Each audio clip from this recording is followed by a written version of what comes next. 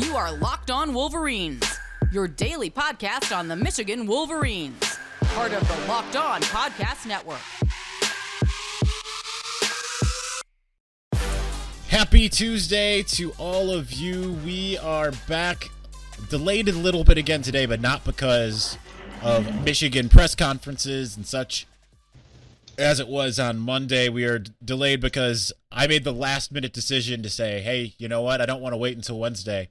I want someone from Pro Football Focus on today to talk about Michigan's win over Western Michigan. So for the first time, we welcome in Seth Galina. Seth, thank you so much for joining the show. Very excited to hear what you have to say because you guys were really high up on what Michigan was able to do against Western Michigan in week one. Well, I think for me, the most exciting thing, Michigan did what they were supposed to do, but I think for me, the most exciting thing was to kind of look at, especially defensively, it's different. You know what I mean? Like you go all these years running a very, I would say, unique style in Don Brown, and then you come back and you make the change on defense, and then it's odd to watch Michigan's defense line up in different ways than they had. So that's exciting for me. And offensively, obviously, they look pretty good again against an FCS team, but still, FCS team against a Group of 5 team. But exciting to watch nonetheless.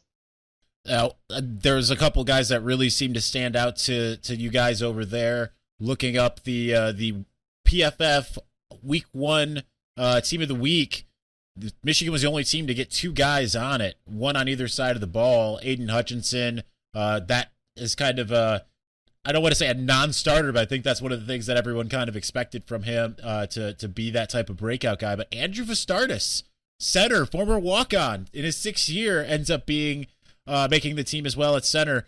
What did you guys see from those 2 players to say, hey, you know what, if we were going to create one team of all the players in college football, we need these 2 guys on it? Well, I mean, they both graded very highly. I mean, Vastardis didn't allow pressure, if I'm not mistaken. I think right now he's our highest graded. I mean, it's only after 1 week, so obviously we have to understand that. But and especially 1 week against a Group of 5 team, but he is PFF's highest graded center right now.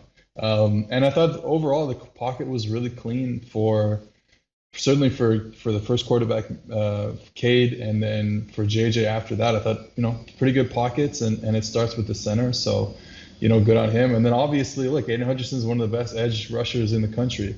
I think there was some talk about what, is he going to be like an outside linebacker type? Look, whether you call him an outside linebacker or a defensive end, he's an edge rusher, and that's what he does best. And he was one of the best players in college football last year, and he's gonna be one of the best players this year also. Yeah, that's I think that delineation it's losing its meaning, as you said. Just the idea of he's gonna rush the passer. Kind of doesn't matter if you call him a linebacker or a defensive end. Nonetheless, looking through some of your reports, I always forget that you have so many different various reports to pour through, because I spent Sunday just kind of going through and looking up like position grades, and things of that nature. And then I find your by team reports coming out of the games and everything like that.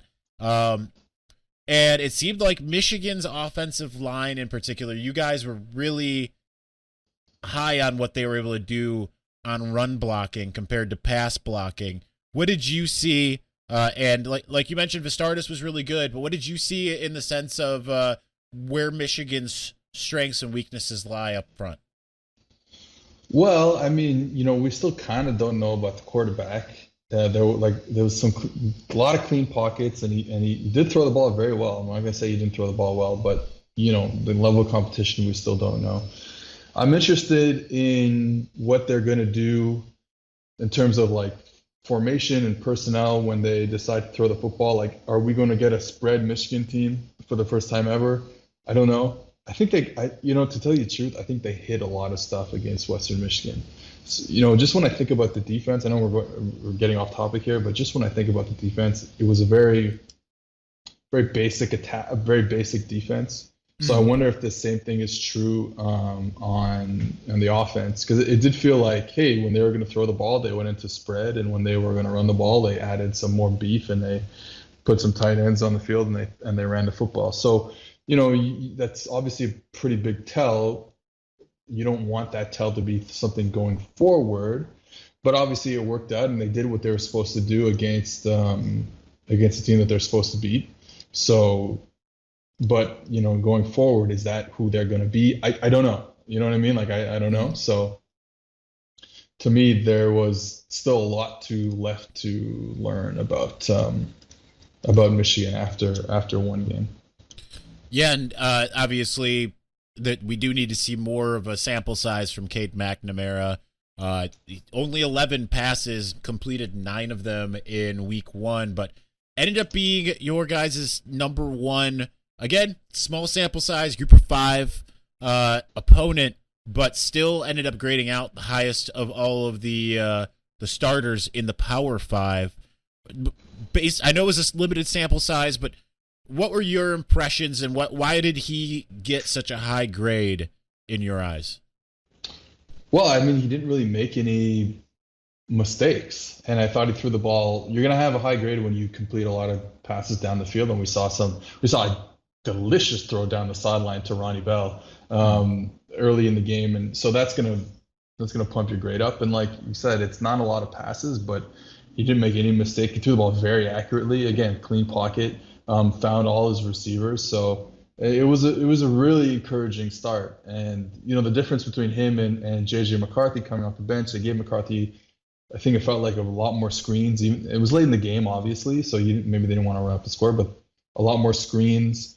And his one big play was not really obviously he wasn't in the pocket, going through his reads. He had to scramble and made this unbelievable throw, but very different than what we saw from Cade McNamara, starting, going through his progressions, throwing the ball accurately, and then throwing the ball deep accurately too. So it was, again, an encouraging start for Cade.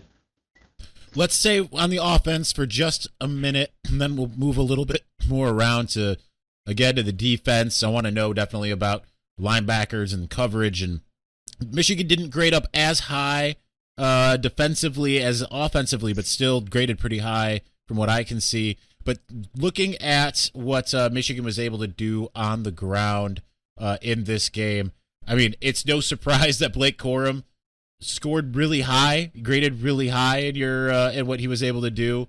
But you got 3 guys that I'm looking at that in the run game ended up being in that super dark green color, which for you guys is pretty close to elite. Not quite the blue, but it's close. What did you see from Blake Corum that maybe I mean we probably all saw it, but we all know he had a really good game. But what allowed him to grade so high, and maybe what is missing, I think, is the next thing that I want to know that kept him from being rated maybe even a little bit higher. Well, I mean, look, at the end of the day, they ran the ball just as a team. Like you said, they ran the ball very, very well. And in fact, I think I have it in front of me. I think they were like the 20th best rushing attack in terms of like rushing efficiency in week 1. Or actually after week 1. So you have some of the teams that played 2 games already. But so they ran the ball really well, and I thought Corum ran the ball well. What he needs to do is keep running like that. I don't really have anything more to say other than that. Like he ran the ball well. Again, it's not the best defense that they played against, and like we mentioned, I mean, the offensive line was really good. So I mean, if they keep it up, then they're going to be pretty good, pretty tough to stop if they can keep that guard center guard combo mauling people. Then they're going to be pretty good, and Corum is going to look really good because he is a good running back, and he'll look really good if if they keep up that kind of the run blocking. I thought that was really good. Like I said, run blocking and pass blocking was pretty good, and if that's the case, if that's what they're going to get all season, then maybe Michigan will turn the corner this year. Right on. Well, let's continue this conversation in just a second, but first, hey guys, there's a few things in life that just aren't fun to talk about. One of them is excessive sweating, when you're sweating through your shirts for no reason. It's embarrassing, right? some of you may know I personally have dealt with this. It really happens when I come back from the sideline on a game like Saturday and the sun is beating down on me. I know it's not life and death, but you know what? Getting to the post-game press conference feels like a pretty big deal when everyone calls me out as being the sweaty guy. Nobody likes to pit out when they are asking a coach a question or if they're in an interview or, God forbid, a first date. Much rather not worry about it. That's why I use Sweatblock antiperspirant wipes. Sweatblock is stronger, more effective than most clinical antiperspirants. You simply apply it at night before bedtime. Go to bed. The next morning you wake up, wash, go about your day without worrying about sweat, guaranteed. I know it'll sound too good to be true, but I literally have to use Sweatblock once or twice a week. That keeps me dry the whole time. No more pitting out. No more picking my shirts based on which one will hide sweat better. So if you or someone you love is dealing with this, you have to check out Sweatblock. Get it today for 20% off at sweatblock.com with promo code LOCKEDON, or you can get it at Amazon or CVS. Additionally, rockauto.com. You know I love it. It's a family business. They've been serving auto parts customers online for 20 years. Go to rockauto.com to shop for auto and body parts from hundreds of manufacturers. They have everything from engine control modules to brake parts to tail lamp, motor oil, and even new carpet. Whether it's for your classic or daily driver, get everything you need in a few easy clicks delivered directly to your door. The rockauto.com catalog is unique. It's remarkably easy to navigate. Quickly see all the parts available for your vehicle and choose the brand specifications and the prices that you prefer. Best of all, prices at rockauto.com are always reliably low, and they're the same for professionals and for do-it-yourselfers. Why spend up to twice as much for the same parts? Go to rockauto.com right now, see all the parts available for your car or truck, right locked onto their How Did You Hear About Us box, so they know that we sent you. Amazing selection, reliable prices, all the parts your car will ever need, rockauto.com. All right, Seth, let's talk about the defensive side of the ball. Obviously, we already touched on a little bit of the different coverages and Aiden Hutchinson. When you looked at this Michigan team against Western, what's, aside from what we've already talked about, what stood out to you when you looked at, was there any players aside from Aiden that really caught your eye in this game? Player-wise, it definitely was Aiden Hutchinson by far. Honestly, like I said, the thing that caught my eye the most is how different Michigan is going to look, I think, on defense from, getting away from the Don Brown era, because you had Don Brown, one high safety, a lot of one high safety, showing they're going to pressure, showing that they're going to play cover one, most cover one blitz snaps basically over the last 3-4 years. And the thing was, you go and get a guy from the Baltimore Ravens on defense, and you're thinking, okay, well, how is this really going to change? What does Baltimore love to do? Like to blitz and play cover one, which is what Don Brown does. So it's like, oh, well, are they really going to change that much? And honestly, the defense was crazy different.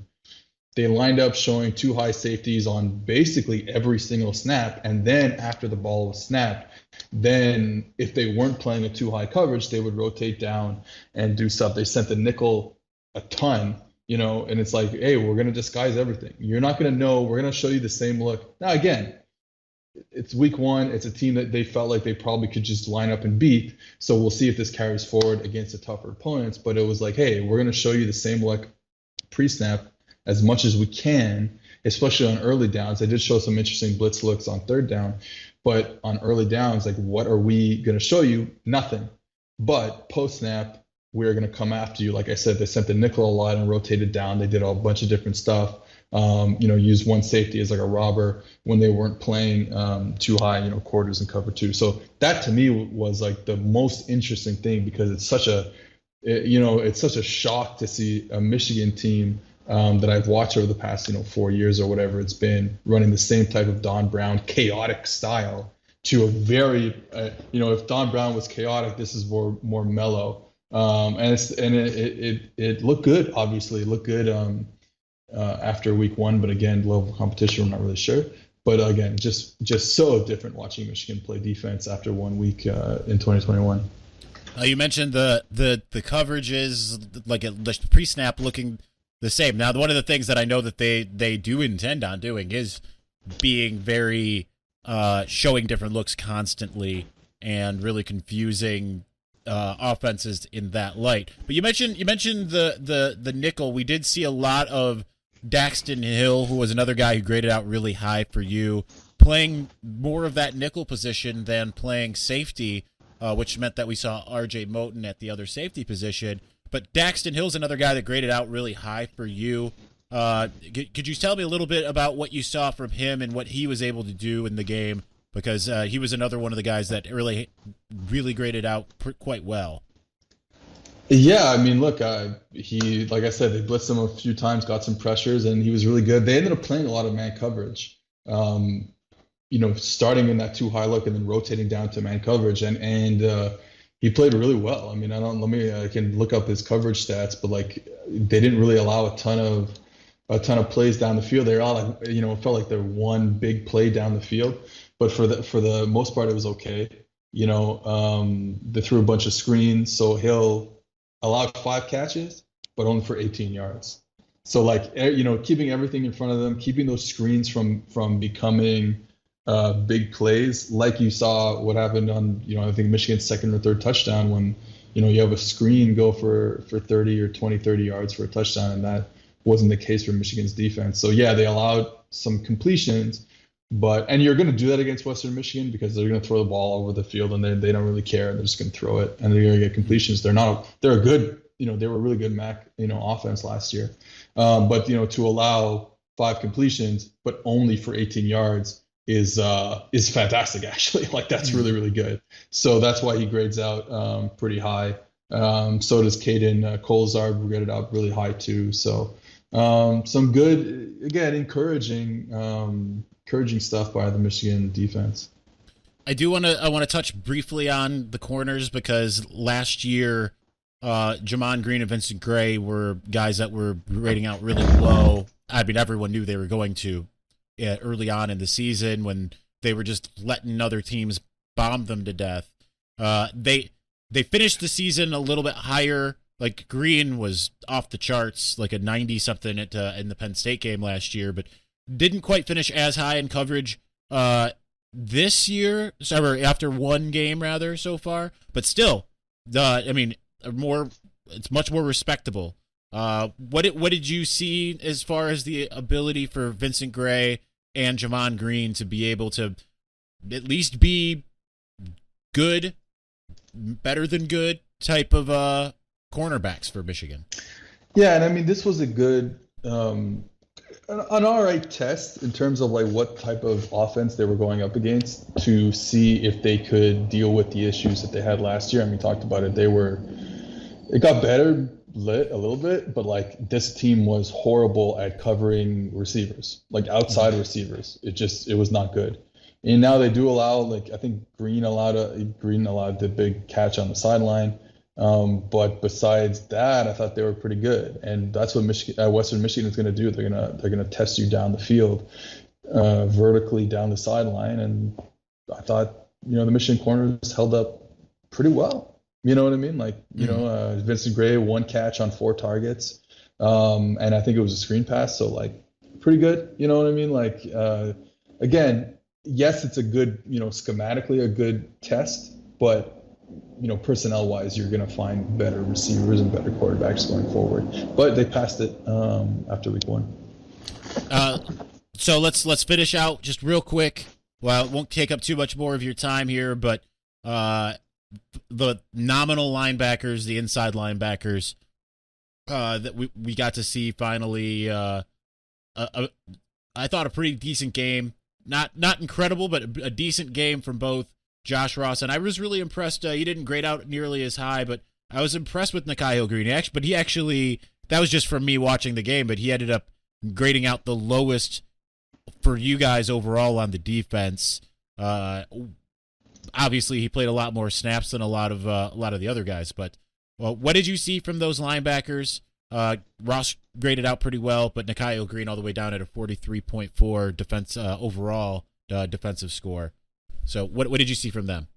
Well, I would say like the thing with, you on a per game basis, sometimes you're going to, like you could, a good player might not grade super well because, you miss a tackle or something like that. And that's going to hurt your grade, or you allow a catch and that catch goes for a big gainer, and that's obviously going to hurt your grade. But so over the course of a season, that's when we really see the grades start to to make a lot more sense. So yeah, like you said, Josh Ross was okay, but he did have a couple of pressures on as a pass rusher, so that was really nice to see. When they did blitz, and then and the other guy, yeah, it wasn't. Hill Green was okay, but he allowed two. I don't know if they had any missed tackles. I can look that up, but like he allowed 2 completions for 35 yards, 2 first downs, so it's not gonna look that great. So yeah, I mean they were okay. Yeah, and Hill Green had a missed tackle, and that probably was a big deal in how he graded poorly. And again, it's just like not a lot of sample size, right? So if you have a big missed tackle on only 15 snaps, that's not going to look good. But if you don't have a missed tackle for the next 3 games, and now you're up to like 150 snaps, obviously it's going to look a lot better. So I thought they were fine. Honestly, it's tough to compare against the level of competition, but I thought they'll be good. You know what I mean? Like even though they didn't grade super well, I think they'll be fine going forward. Awesome. Well, can't wait to talk to whether it be you or one of your other guys next week to get a little bit more insight as to what Michigan is able to do against Washington. I got to ask you real quick, how surprised were you that Washington ended up losing to Montana? Was that a surprise to you? I mean, it was obviously, I think it was a surprise to everybody, but. Yeah, I mean, I was like kind of thinking Washington was going to have an all right season this year. I like their defense. They always have a good defense there. And I think I liked the quarterback a bit. They didn't play a bunch of games last year, so maybe it was a small sample size issue. But I did like the quarterback, and then they came out and looked awful against, I think it was Montana or whatever. And doesn't bode too well going into the big house next week. No, it does not, but that they play games for a reason. I say it all the time. You can follow Seth at PFF_Seth on Twitter. Obviously, read their stuff over at Pro Football Focus at PFF.com. Apparently, I don't know how websites work. Thanks, Seth. Appreciate you joining us, man. No problem, dude. Huge thank you to Seth Galina for joining us, especially relatively last minute. I inquired, I was like, can I get somebody to, the plan was Wednesday. I'm like, can I get somebody on Tuesday? And I was like, can I get someone today? And last minute, we get it, so that's good. And I feel a little bit bad because I feel like I kind of gave him. I was like, can you be super specific? You guys just broke down every single player in every single game, and you're not going to remember one guy. But yeah, I think he did an excellent job. So huge thanks to him. Anyway. You know what? It's that time of year again, as you know, because you saw some football this weekend, all the way up until last night with Ole Miss's drubbing of Louisville. As always, BetOnline.ag is your number one spot for all the pro and college football action this season. Get all the updated odds, props, and contests, including the $500,000 NFL Mega Contest and the $200,000 NFL Survivor Contest, open now at BetOnline. Head over to betonline.ag, sign up today, use the promo code LOCKEDON, receive your 100% welcome bonus. Be sure to take advantage of their opening day equals super promo equals make a bet at the Thursday, September 9th, as in 2 days from now. Opener between the Super Bowl champion Tampa Bay Buccaneers and the Dallas Cowboys. And if you lose, your wager will be refunded up to $25. BetOnline.ag is the fastest and easiest way to bet on all of your favorite sports, from football, basketball, boxing, right to horse racing. Don't wait. Take advantage of all the great offers available for the 2021 season. BetOnline, your online sportsbook experts.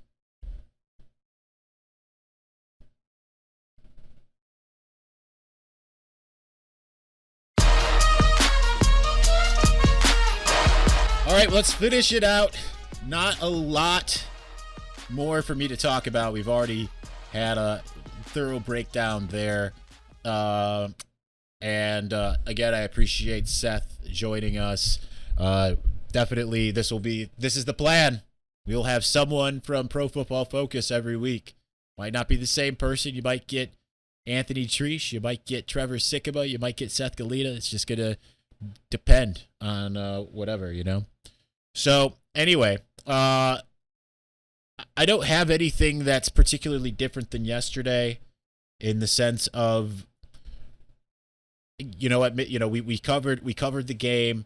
I went on the morning drip this morning and said, you know what, I think fans should be happy about this win. And I think some people are taking it out of context, right? Because like they're saying like I'm saying like you should be thinking Michigan is about to win everything because they beat Western. No, I'm not saying that. What I'm saying is Michigan looked the way you wanted them to look against Western Michigan. It's a sign that they are pointing in the right direction, because as much as you might want to say, well, yeah, they do that to teams that are whatever. Look at what happened last year against Rutgers, right? You don't want to go to triple overtime with Rutgers, you know? Weird here, you come away with a win, cool, but you're not going to feel good about the direction of Michigan in any way, shape, or form if that's what's happening. Unless Rutgers really has taken that big step forward, which I think they have taken a big step forward. I don't know if it's that big. Like, I don't think there would be any harm, for instance, this year for Michigan to beat Rutgers by like 1 or 2 scores per se. But let's say 2 scores. It has to be, I think 1 score, Michigan should still be better than that. But I just think that you look at what happened, and I understand you have to take, you've been hurt before and everything, but you do have to take everything in context, in the sense of, yes, it was just Western Michigan. I'm not discrediting that. But if Michigan would have won, even the score that Jake Butt threw out last week on the preview show, if Michigan would have won just like 31-14, I would be like, yeah, there's reasons to feel like Wisconsin's not going to go good, So I just want to delineate between that a little bit. Other than that, I don't know. I don't have a whole lot. Jimmy Lake talked about Michigan. Jim Harbaugh went on 97.1 today and said he's pretty sure that Washington has this game circled as the game to win. Obviously, they're going to have their backs against the wall coming to the Big House. Washington gets here a couple weeks early. Or not a couple weeks early, geez. See, this is why I shouldn't talk to people. Washington arrives 2 days early, a couple days early. They arrive on Thursday to get acclimated to the time. That's definitely working it a little hard. So I don't know. I don't think it's a shoo-in. I do think Michigan should be favored to win, of course. I mean, Michigan looked complete. Washington couldn't beat an FCS team. The defense is still going to be a challenge for the Wolverines. I'm really curious to see how that works out.